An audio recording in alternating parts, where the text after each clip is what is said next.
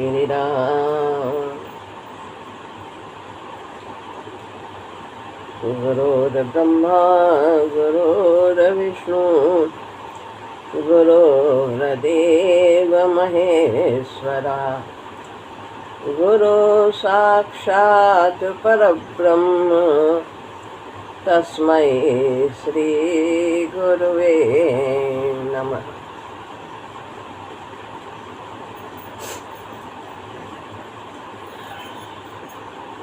श्रीमद् भगवद गीता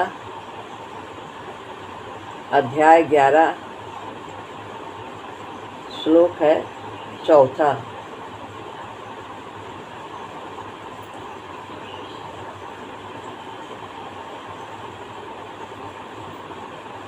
मन्यसे यदि तच्छक्यं मया द्रष्टुमिति प्रभो योगेश्वर ततो मे त्वं दर्शयात्मानमव्ययम्। अर्जुन कहते हैं भगवान से, मन्यसे आप मानते हैं, क्या मानते हैं? यदि अगर तत्शक्कम, तत् माने तत् वह आपका वह ऐश्वर्यवान रूप, तत् वह सक्यम छा का सा बनेगा, जा सकता है, मया माने मेरे द्वारा, द्रष्टुम देखा, इति ऐसा, प्रभु हे प्रभु, योगेश्वर यानी कि हे योगेश्वर, ततो यानी तथा, तो तथा यानी तो, में माने मुझे, दर्शयात दर्शय यानी दिखा दीजिए, आत्मानम अपने उस, आत्मानम माने अपने उस अव्यय रूप को यानी अविनाशी रूप को। कहते हैं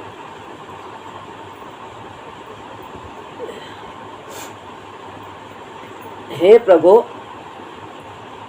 मेरे द्वारा आपका वह ऐश्वर्य रूप देखा जा सकता है, ऐसा अगर आप मानते हैं तो हे योगेश्वर, आप अपने उस अविनाशी स्वरूप को मुझे दिखा दीजिए। ये नहीं कह रहे कि आप हमको ऐसा कर ही दीजिए, नहीं, यदि आप समझते हैं मैं देख सकता हूँ, मेरे अंदर सामर्थ्य है, मैं योग्य हूँ, तो आप मुझे वह रूप ऐश्वर्यवान मुझे दिखा दीजिए।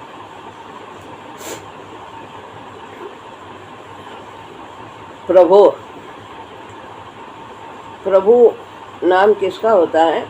जिसका प्रभुत्व सब पर होता है। विभो और प्रभु दो शब्द बताए थे। विभो जो सब में व्यापक है, सब में व्याप्त है, उसे विभु कहते हैं। तो परमात्मा के दोनों नाम हैं, वे सब में व्याप्त भी हैं और प्रभु भी हैं, उनका सब पर प्रभुत्व है सारी सृष्टि पर।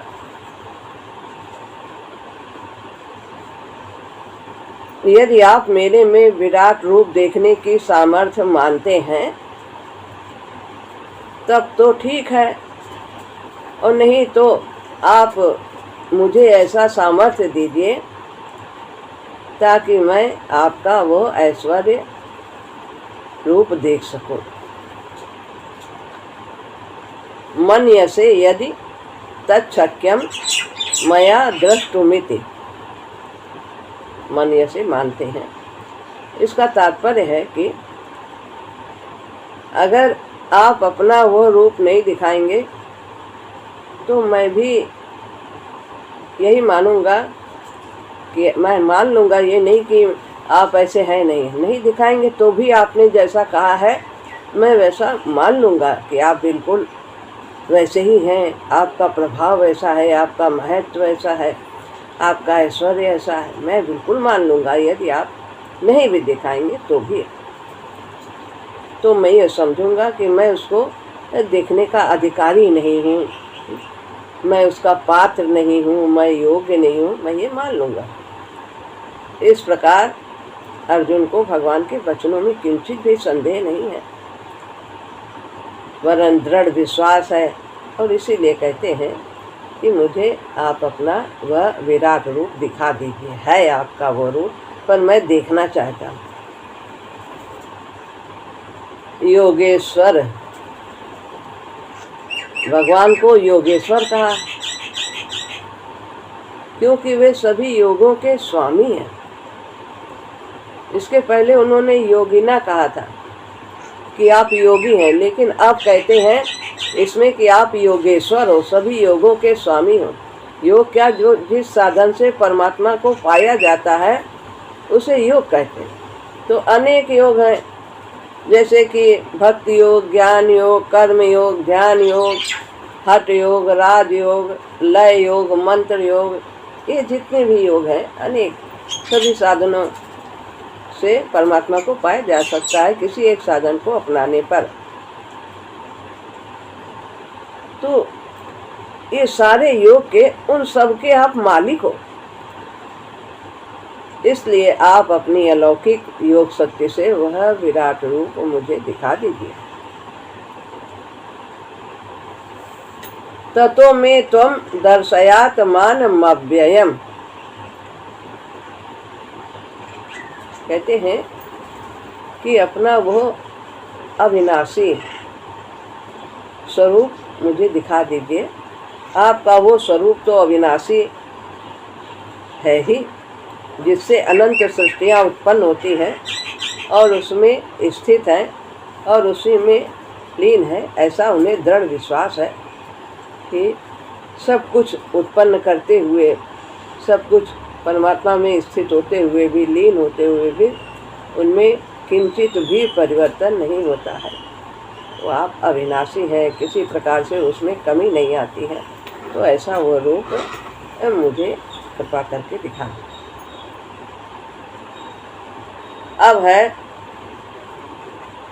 दूसरा, 5वां श्लोक। भगवान उवाच, अभी तक अर्जुन ने कहा, अब भगवान का कथन है। अर्जुन से कहते हैं, पश्य मे पार्थ रूपाणि शतशोथ सहस्रशः नानाविधानि दिव्यानि नानावर्णाकृतीनि च। अर्जुन की नम्रता पूर्वक की हुई प्रार्थना सुनकर भगवान अर्जुन को आज्ञा देते हैं, देख। क्या देख? पार्थ, हे प्रथानंदन, पश्य माने देख, मैं माने मेरे, रूपाणी रूपों को, सत सोथ सहस्रसा,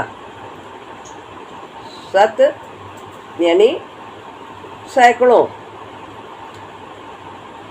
और सहस्रसा सत सो माने सतसह। और फिर है यहाँ पर अथ, अब सत ओ की मात्रा विसर्ग बन गई सामे, तो सतसह और फिर अल अवग्रह लगा है, अथ हो गया। अब सहस्रसा, अब सैकड़ों और सहस्रसा हजारों रूपों को देख। नाना विधान, वे हैं नाना विधानी, अनेक तरह के हैं। ये दिव्यानि, दिव्य दिव्य हैं, और नाना वर्ण, अनेक वर्ण के हैं। अनेक वर्णों तथा अनेक आकृतियों वाले हैं। वर्णाकृतीनि च, नाना माने अनेक, वर्णाकृतीनि अनेक वर्णों तथा रंगों तथा और आकृति वाले हैं। तो उन अलौकिक रूपों को देख। अलौकिक, दिव्यानि माने अलौकिक।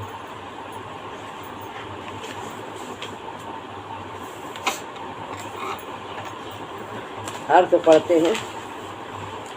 हे प्रथानंदन, अब मेरे अनेक तरह के और अनेक वर्णों वाले, वर्णों का मतलब रंग वाले, तथा आकृतियों वाले, रंग हो गया और फिर आकृति, सबके चेहरे की बनावट अलग अलग,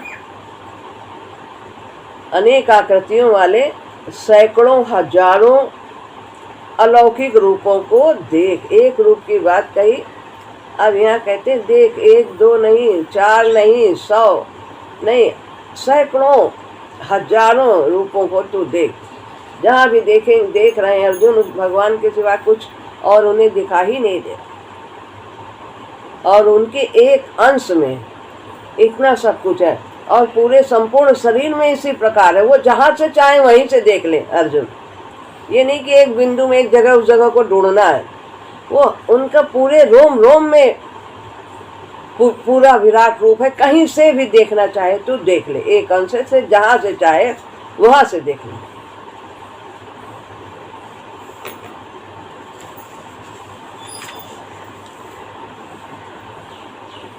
पश्चिम पार्थ रूपाणी सत्य सोत सहस्रसा। अर्जुन की संकोच पूर्वक प्रार्थना को सुनकर के भगवान बहुत अधिक प्रसन्न हो गए। और पार्थ कब कहते हैं? जब बहुत प्यार आता है अर्जुन पे। तो ये बहुत कम जगह आए हैं ये शब्द पार्थ। तो कहते हैं पार्थ तू मेरे रूपों को देख। तो वो भी 2 3 4 नहीं, सैकड़ों हजारों रूपों को देख। भगवान ने जैसे विभूतियों के विषय में कहा कि मेरी विभूतियों का अंत नहीं है, ऐसे ही उन्होंने अपने रूपों की अनंतता के बारे में भी कह दिया कि देख, अनंत देख। सब भगवान के ही तो रूप है, सारा संसार भगवान का ही तो रूप है। तो वो विराट रूप सब भगवान के अंदर है, बाहर है, सर्वत्र है। संसार ही भगवान का विराट रूप है। यदि हमारी भावना है तो हम इसे में देख सकते हैं। नाना विधानि दिव्यानि नाना वर्णा कृतीनि च। अब भगवान उन रूपों की विशेषताओं का वर्णन करते। कैसे रूप हैं? अनेक रंग के हैं और अनेक आकृतियों वाले हैं। लंबे चौड़े छोटे मोटे अनेक आकृतियां हैं, टेढ़े मेढ़े और अनेक रंग के, लाल पीले नीले काले, जो भी रंग है सब रंग के।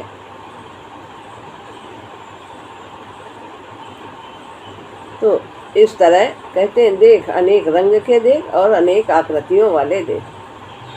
जैसे पृथ्वी का एक छोटा सा कण भी वो पृथ्वी ही कहा जाता है। सोने का एक छोटा सा कण भी सोना ही कहा जाता है। ऐसे भगवान के अनंत अपार विश्व रूप का एक छोटा सा अंश होने के कारण ये संसार भी विश्व रूप ही है। भगवान का विश्व रूप है, सब प्रभु ही है। यही सब अनेक प्रकार के, अनेक रंग के, अनेक आकार के, सब कुछ है इसमें। परंतु ये हर एक के सामने दिव्य विश्व रूप प्रकट नहीं है, वरन संसार रूप से प्रकट है। सब संसार देखते हैं। कारण कि मनुष्य की दृष्टि भगवान की तरफ न जाकर के संसार की तरफ जाती है, पदार्थ की तरफ जाती है। तो जैसे अवतार लेने पर भी सबके सामने भगवान प्रकट नहीं हुए। न हम प्रकाशा सर्वस योग माया समावत। अर्जुन को आज्ञा देते हैं, कहते देख अर्जुन कौन है? भक्त है। भगवान के लिए, भक्त के लिए सब कुछ सुलभ। जिसकी भक्ति है, प्रेम है प्रभु के प्रति, उसके लिए सर्वत्र परमात्मा ही परमात्मा। तो अवतार लेने पर भी भगवत रूप से नहीं प्रकट हुए, वरन मनुष्य रूप से ही प्रकट रहते। ऐसे ही विश्व रूप भगवान सबके सामने संसार रूप से प्रकट होते हैं। हर एक को यह विश्व रूप संसार रूप से ही दिखता है, परंतु यहाँ भगवान अपने दिव्य अविनाशी विश्व रूप से साक्षात प्रकट होकर अर्जुन को कह रहे हैं कि तू मेरे दिव्य रूप को देख। सब देख सकते हैं अनन्य भक्ति के द्वारा। तो अर्जुन भगवान के भक्त हैं, सखा, वे सखा हैं। भक्त यदि प्रेम करता है भगवान से तो भगवान उसको अपना सखा मान लेते हैं, वो बराबर का दर्जा देते हैं, छोटा नहीं बनाते। छोटा कौन बनाता है? जो अपने को बड़ा समझता है वो दूसरों को छोटा बनाता है, देखता है। लेकिन भगवान सभी को, जो उनसे प्रेम करते हैं, भक्ति करते हैं, उन्हें अपना मित्र बनाते हैं। देखिए सुदामा को, देखिए कोई भेदभाव नहीं।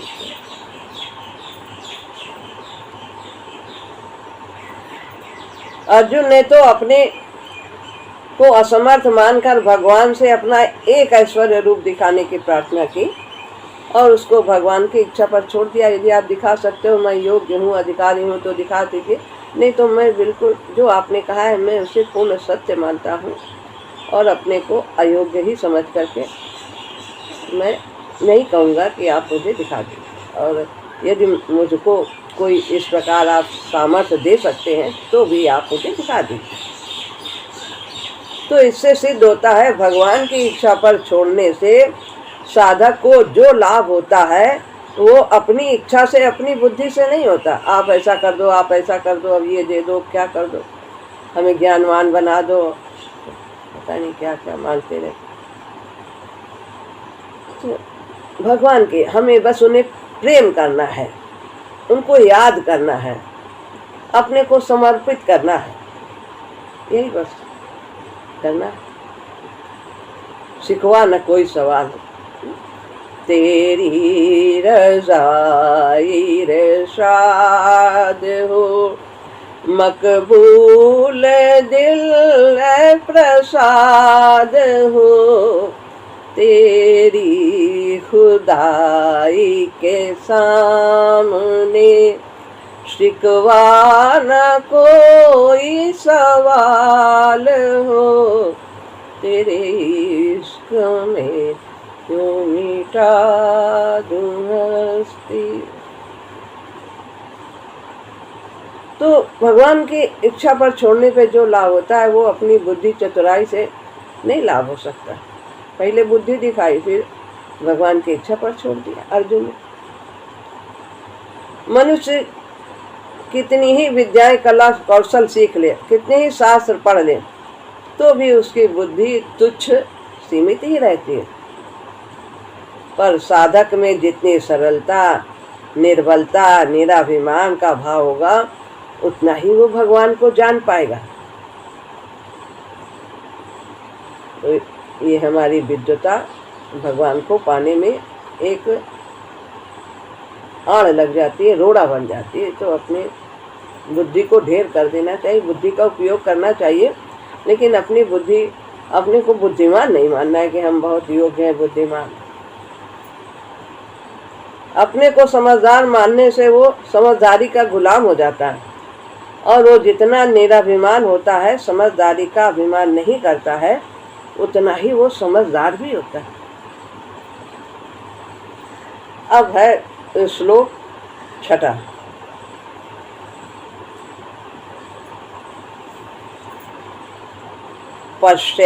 पश्यादित्यान् वसून् रुद्रान्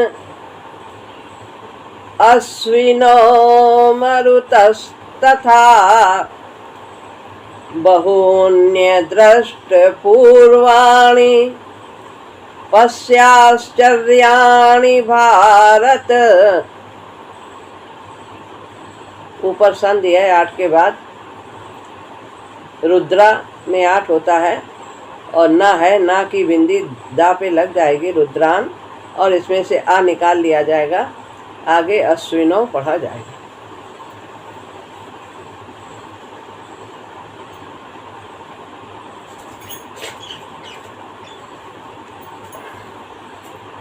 पश्या माने देख, आदित्य और वसून 8 वसुओं को, रुद्रान रुद्रों को, अश्विनौ अश्विनी कुमार को, मरुतस तथा और मरुतः तथा माने और 49 मरुतों को देख, बहून यानी कि बहूनी, ना आधा और या आधा की ना में की मात्रा बन गया, बहूनी माने बहुत से। अन्य बहून दृष्ट की जो नहीं देखे, अदृष्ट या में या निकाल लिया, अदृष्ट जो नहीं देखे हैं, पूर्वाणी माने पहले कभी,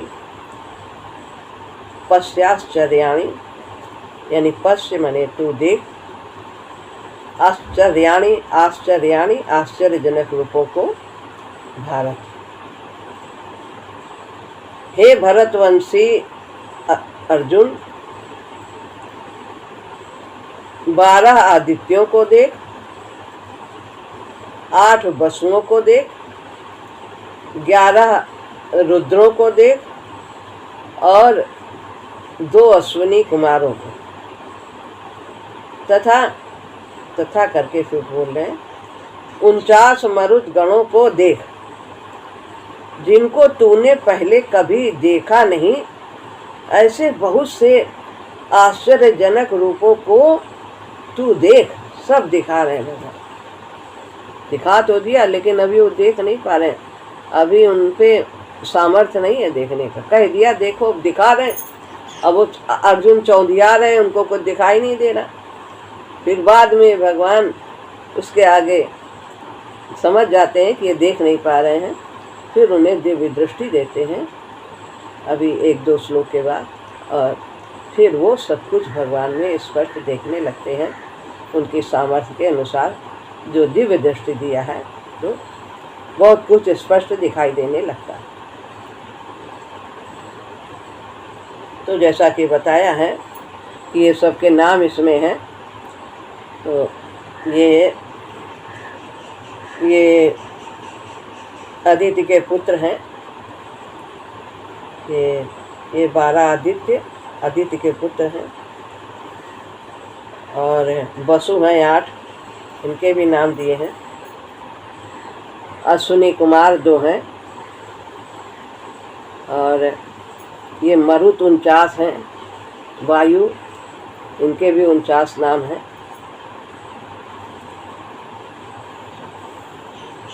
तो 123वें से 130वें तक इन सब श्लोक तक भगवान ने इसका वर्णन किया, सब दिखाया है। तो 123वें वायु पुराण 67वां अध्याय, उसमें ये सब वर्णन है, उसमें इन श्लोकों में तो वहाँ पर बताया है। 12 आदित्य, 8 वसु, 11 रुद्र और 2 अश्विनी कुमार, ये 33 कोटि, कोटि माने करोड़ नहीं है, कोटि माने प्रकार के देवता। कहते हैं तो इतनी कोटि हैं देवी देवता, नहीं, कोटि का तात्पर्य है यहाँ इतने प्रकार के 33 प्रकार के देवता मुख्य हैं। देवताओं में मरुद गणों का नाम भी आता है, पर वे 49 मरुद गण इन 33 प्रकार के देवताओं से अलग माने गए हैं, क्योंकि वे सभी दैत्यों से देवता बने हैं, इसलिए भगवान ने तथा करके बताया है।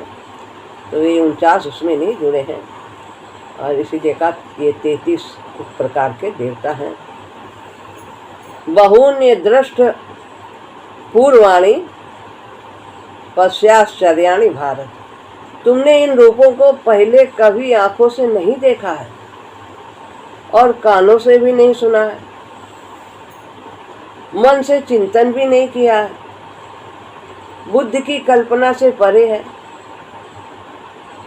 इन रूपों की तरफ तुम्हारी कभी वृत्ति भी नहीं गई है कि ऐसा भी होते होंगे। ऐसे बहुत से अदृश्य पूर्व रूपों को तू अप्रत्यक्ष देख। इन रूपों के देखते ही आश्चर्य होता है कि हो ऐसे भी भगवान है।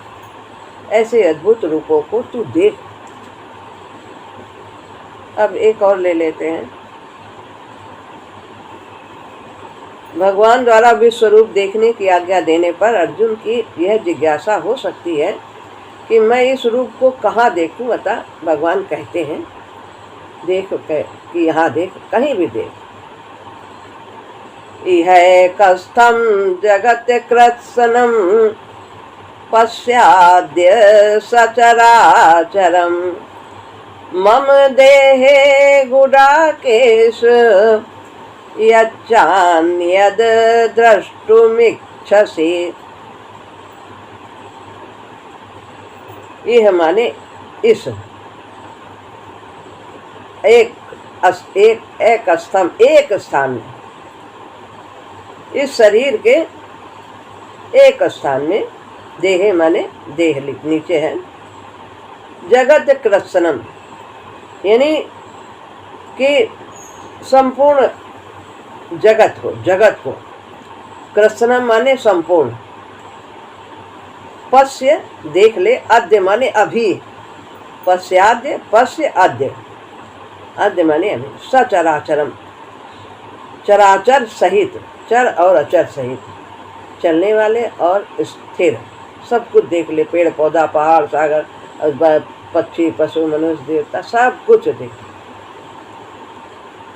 मम माने मेरे, देहे माने इस देह में, गुडाकेश अर्जुन के लिए, यच यच माने इच्छा है, एकता बन गया, यत माने जो कुछ भी, चा माने भी, दो चाहे एक चा माने और, आ की मात्रा अन्य,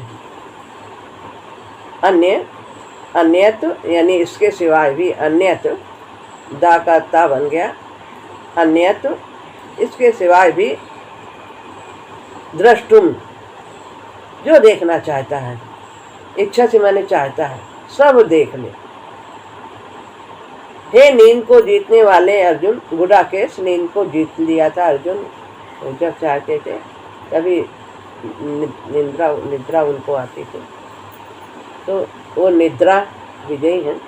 नींद को जीतने वाले अर्जुन, मेरे इस शरीर के एक देश में, कहीं भी एक अंश में, कहीं भी चराचर सहित संपूर्ण जगत को अभी देख ले। इसके सिवाय तू और भी जो कुछ भी देखना चाहता है सब कुछ देख ले, जो देखना है। गुडाकेश निद्रा पर अधिकार प्राप्त करने से अर्जुन को गुडाकेश कहते हैं कि यहाँ संबोधन इसलिए है कि तू निरालस्य होकर के, आलस्य से रहित होकर के सावधानी से मेरे रूप को देख, ये विश्व रूप को देख। यह कस्थम जगत कृत्सनम पश्चाद्य सचराचरम मम देहे। 10वें अध्याय के अंत में भगवान ने कहा था कि मैं संपूर्ण जगत को एक अंश में व्याप्त करके स्थित हूँ, मेरे एक अंश में संपूर्ण जगत है। तो इसी पर अर्जुन के मन में विश्व रूप देखने की इच्छा हुई।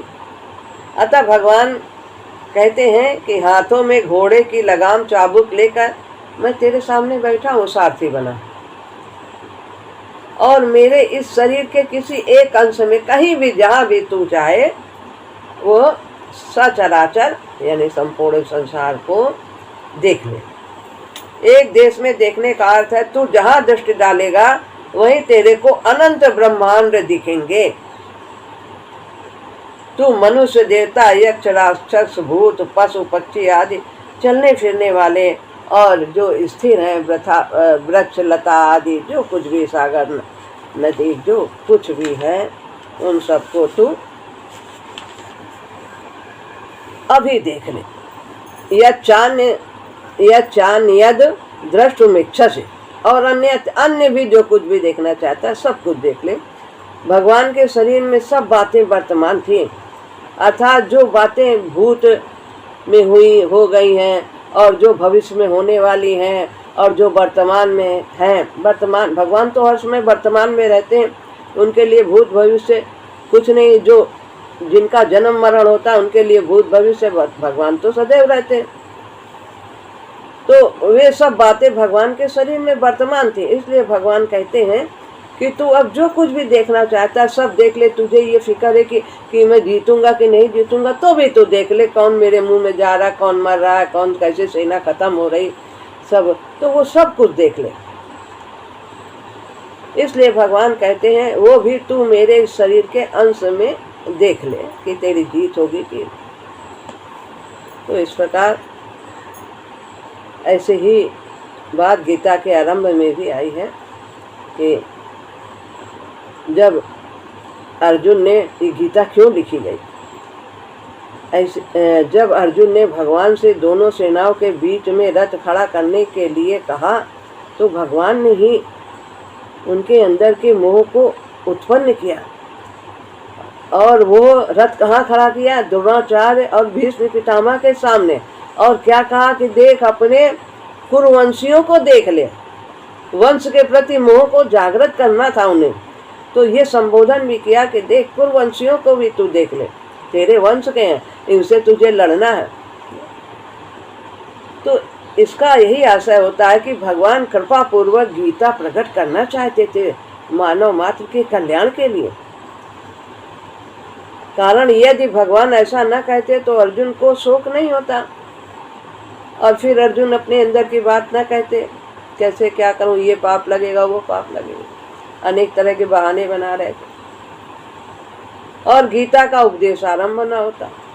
तात्पर्य है कि भगवान ने अपनी तरफ से कृपा करके ही गीता को प्रकट किया है, अर्जुन को माध्यम बना करके जीव मात्र के कल्याण के लिए। तो यहाँ पर ये श्लोक पूरा हुआ। हम लोगों को भगवान दर्शन करा रहे हैं अपने, तो हम सब बहुत आनंद का अनुभव करें। श्री राम।